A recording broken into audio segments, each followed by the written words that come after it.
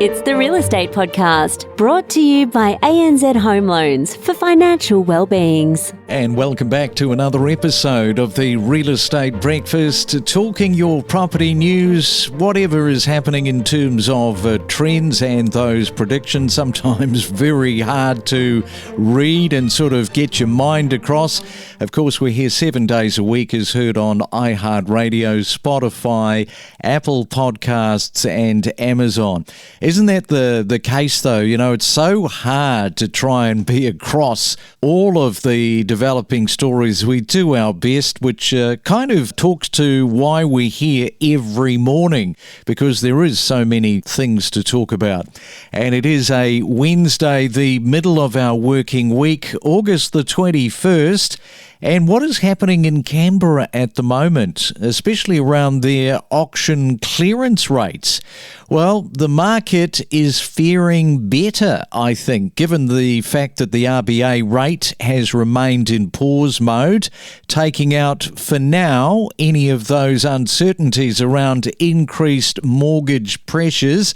And hasn't there been plenty of those over the last 2 years? Too many really to dwell on. But on the ground, real estate in Canberra, fair to say, are feeling a little bit more optimistic looking forward. What is the thinking of the vendors in Canberra? We'll find out about that in just a moment. The current median house price in Canberra, it is just over $1 million at the moment, as we take you to Canberra and catch up with Theo Koutsikamanis from Bastion Property Group. And Theo, welcome to the Real Estate Breakfast. Good to have you on this morning. Thanks for having me. We should talk about how the feeling is on the ground there. A little bit of positivity has been reported among the real estate companies, the agents. How are you personally finding it? Yeah, good question. I always quote and I follow off purely from what our office and my own personal open homes do. And the open home numbers are definitely on the up, especially with sort of second inspections. They're quite frequent. Usually you have to wait about 2 weeks to see someone a second time, but they're quite consistent with the first inspection on a Saturday followed by midweek. So yeah, it's becoming quite apparent. People have got a new energy, I guess moving into the warmer months. Yeah, that energy is there, and obviously it helps with the RBA. As I mentioned, we're in pause mode at the moment. So I mentioned the median house price is just over $1 million at the moment. Unit prices, there's some pretty good value in the median unit range. Just talk to that, because I think you said just over 500,000. Early to mid 500s, it's lingering around, and the supply for that is as well. What we're finding is there's a lot of owner-occupiers moving back into lifestyle sort of living, opposed to townhouses and courtyard homes. Most Canberrans tend to have a property down the coast, and if they're downsizing, I guess they go into a unit in the city and have it as a halfway home, which it seems to be the trend. Yeah, so the downsizes, they're coming from different areas. Are you getting any downsizes that are coming in interstate at all? I'll tell you what, the last 4 sales I've personally had over 3 million, they've all been from the Blue Mountains, every single one of them. And they're just moving from lifestyle blocks, acreage, homes that they built 20, 30 years ago, and they're just coming closer to family and just an easier lifestyle. In 15 years, I've never seen 3 in a row from the Blue Mountains. So they're doing well. Well, that's really interesting, because I'll tell you why. We did a podcast just recently about the amount of people in Sydney that are moving to the Blue Mountains to buy cheaper real estate. Expect maybe a 2-pronged process. People moving from Sydney to the Blue Mountains, they might wind up in your neck of the woods. Yeah, it seems to be the case. So talk a little bit about the upsizes as well. So that's the downsize market. What is happening with people looking for bigger properties? There's quite a few vendors of mine at the moment as well, where they've had the odd 2-3 quotes from builders for extensions, renovations or knockdowns, and they just don't see the value. So they just bite the bullet and try and upsize completely, with obviously buying a new home. And that tends to be happening throughout the whole year from early Jan to now. It's just people people just don't want to commit. Then they have to jump into a rental property. There's another cost. Obviously, move twice, sometimes 3 times. And we're just finding it. It's the proof's in the pudding with the recent sales for finished properties, where the majority of them have come from original or homes that need extension or improvements, and they've just jumped the gun and just gone into the bigger home. There has been a lack of stock throughout the Canberra market for a while as well, and you see a lot more people wanting to upsize into a finished product. And I think the reality of it is it's just the cost of building. People don't want to commit to it because they can never get a fixed contract from builders these days. And have you seen that, like in the last 12 months in your area, with just regard to exactly that, people building? Yeah, everyone's just a bit concerned about sort of, everyone's got their opinion and everyone's got their circle of influence on sort of what to do and what not to do. But there's always a horror story about a build going over a couple 100,000. Most mum and dad, I guess, buyers with young families, they'd rather just pay that in stamp duty and buy the finished product. And that way they actually know what they're buying, opposed to, look, we could potentially have this. So yeah, it is becoming quite common, and it's very desirable, especially around the inner north and the inner south of Canberra. And what about the land release? Because there's a little bit of that's gone on. So what, people are buying the land and maybe just sitting on the land for a while? Yeah, again, good question. So we've got a few properties, blocks of land on the market at the moment. Typical story, vendor buys it at a ballot. They want to build their dream home. It just comes down to commitment with builders. They're just very concerned about sort of committing to a build contract. On the flip side of that is the established stock, the ones that are turnkey ready, they're never short of a buyer that's ready to go. The way things have gone in the last sort of 2-3 years, those families that bought those blocks of land, they've probably made 10-20% on them as well. So they are selling them for a bit of a profit, but then obviously putting the proceeds towards a finished home, usually in the next street from where they've bought the block.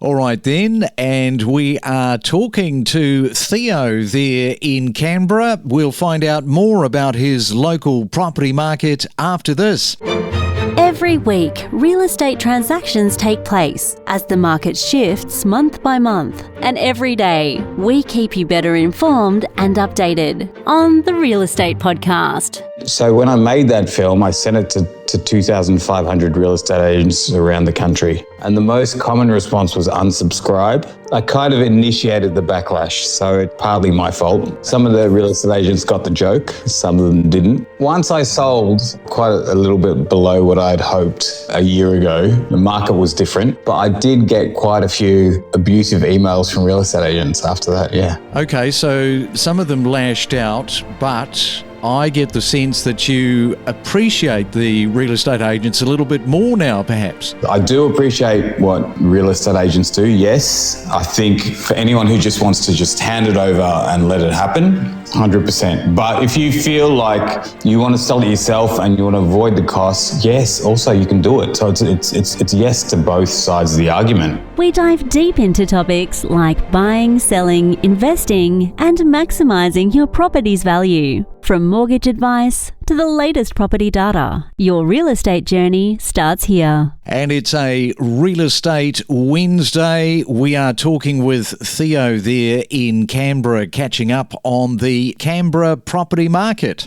You touched on the renos. Renos have been, I think fair to say, over the last couple of years, pretty popular. You've seen people buy and then renovate as a result? More so, I've seen them sell that property that requires that work, the renovation or the extension, and they've just bought a finished product altogether.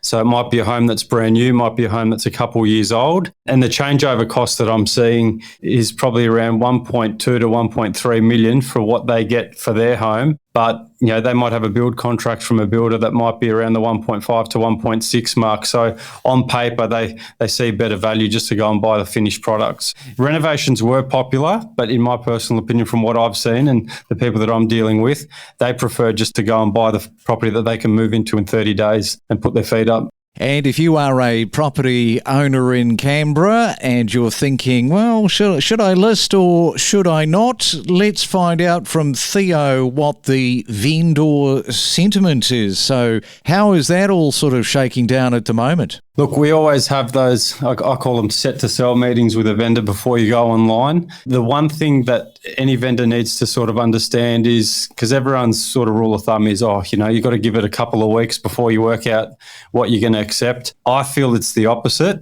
I genuinely feel that there's plenty of buyers out there, but there aren't too many that are gun ready to go, where they're in a position to go unconditional.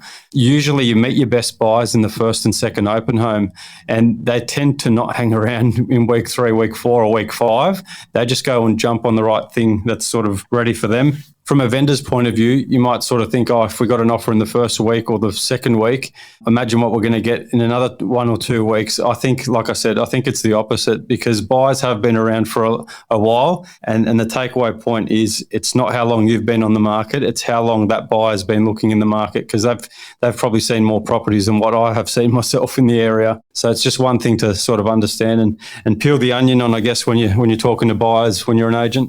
Yeah, I mean, that is something that is universal right around the country, isn't it? When you take a property to market and there's all this interest in the first week, it is just wishful thinking that, maybe the sort of money that particularly if we've got a list price, maybe that's the wrong list price. And yeah, it's just a total false economy with a lot of vendors. And some, of course, they do learn that the hard way and often lose these buyers because they head off to another property. It does happen, and it's unfortunate. And look, we meet a lot of buyers on the weekend, and they'll tell you how they made an offer on a property the first week it went on and it's still on the market 6 weeks later. It's not the vendor's fault. It's the agents if they haven't sort of given the vendors this sort of case study. And it is important to understand what that buyer that's made that offer in the first week, how long have they been in the market for, what have they missed out on at auction? And usually they'll tell you, because they're over it. They just want to get into a home, and they'll tell you, look, we've missed out on 3 houses in the last 4 weeks. Here they all are. And I think it's very important for the vendor to understand that, for them to make the decision, I guess. But at the same time, the questions have got to be asked to that buyer in what their sort of journey's been like as well, just so the vendor has a better understanding. Yes, and as far as the first home buyers are concerned, just before I let you go, we should sort of touch on this. How are the first home buyers that you're interacting with going? Are they managing to get their money together and their finances together? Yeah, they are. But at the same time, again, from what I'm seeing at my own open homes, you're always 5 out of 10 first home buyers have got mum and dad with them, and they're either going guarantor or they're doing the deposit sort of gifting, as we see in the news. It is quite frequent. I'm seeing it quite a lot, but they are out there in force. At the moment, there's plenty available for them as well, especially in Canberra for sort of townhouses. They're going anywhere from 550,000 to 650,000, 2-bedroom, 2-bathroom, 2-car accommodation, and they're quite sizable. Sometimes they're up to about 110 square metres of living. Those properties tend to not last longer than 3 weeks from what we've seen. All right, well, we will leave it there, Theo. That sort of gives us a bit of a catch-up on the Canberra market with you on the ground. And have yourself a fantastic day. Thanks for coming on to the Real Estate Breakfast this morning. Not a problem. Thanks for having me. We talk to the most knowledgeable real estate experts across Australia every day from 6 a.m. We connect you to the best real estate information across Australia. The Real Estate Podcast.